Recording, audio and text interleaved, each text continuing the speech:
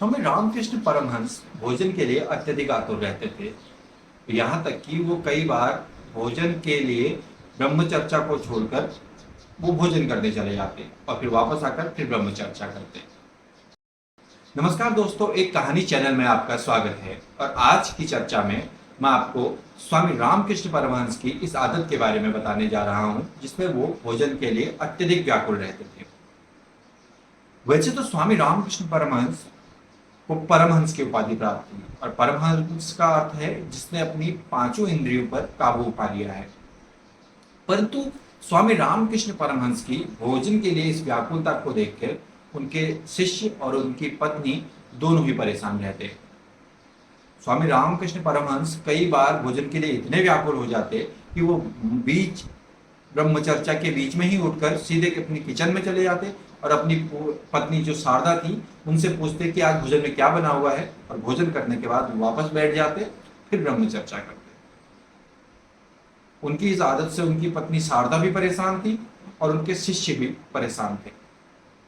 एक दिन एक शिष्य ने बोल दिया कि महाराज, आप परमहंस हैं और आपको यह शोभा नहीं देता कि आप भोजन के लिए ब्रह्मचर्चा को बीच में छोड़कर चले जाएं या फिर ब्रह्मचर्चा के मध्य में आप भोजन के लिए इतना व्याकुल हो जाएं।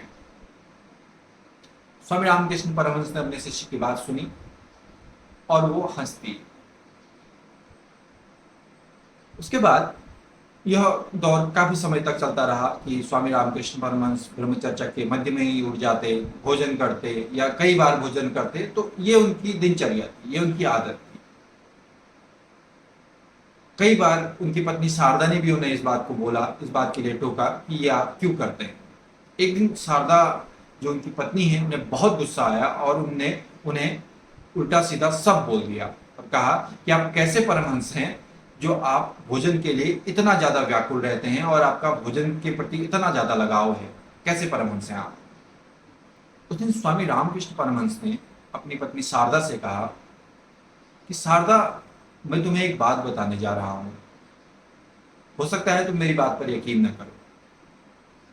मेरा प्रारब्ध खत्म हो चुका है और मेरे संचित सारे कर्म नष्ट हो चुके हैं। अब मेरा कोई भी कर्म नहीं बचा।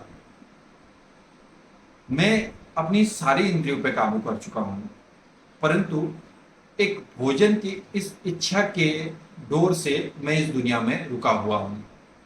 भोजन के प्रति जो ये मेरी इच्छा है, इस इच्छा के लिए मैं अपने शरीर को अभी नहीं छोड़ रहा हूं और जन कल्याण के लिए अभी मैं इस दुनिया में रुका हुआ हूं। और ये बात याद रखना, जिस दिन मैंने भोजन त्याग दिया तो समझ जाना कि इस दुनिया की यात्रा में अब मेरे केवल 3 दिन शेष रह गए हैं। जैसे कि किसी भी पत्नी को अपनी पति पर यकीन नहीं होता, तो शारदा को भी स्वामी रामकृष्ण परमहंस पर यकीन नहीं हुआ। उन्होंने कहा ये फालतू की बात कर रहे हैं। एक दिन की बात है, स्वामी रामकृष्ण परमहंस अपने बिस्तर पर लेटे हुए थे और उनकी पत्नी शारदा उनके लिए खाने की थाली लेकर अंदर आई। और जैसे ही थाली लेकर अंदर आई शारदा, तो स्वामी रामकृष्ण परमहंस ने अपना मुंह भोजन की ओर से मोड़ लिया। शारदा को वो बात याद आ गई जब स्वामी रामकृष्ण परमहंस ने कहा था कि जिस दिन मैं भोजन से अपना मुंह मोड़ लूं तो समझ जाना अब मेरे केवल 3 दिन शेष रह गए हैं। यह सुनकर शारदा रोने लगी, उसे ये बात ध्यान आ गई। तो स्वामी रामकृष्ण परमहंस ने कहा कि शारदा, अब रोने से कोई फायदा नहीं। अभी तक मैं जन कल्याण के लिए इस दुनिया में रुका हुआ था, परंतु अब मेरा काम पूरा हो चुका है, मेरा प्रारब्ध नष्ट हो चुका है और अब मुझे जाना होगा। और इसके ठीक 3 दिन बाद स्वामी रामकृष्ण परमहंस ने अपने प्राण त्याग दिए।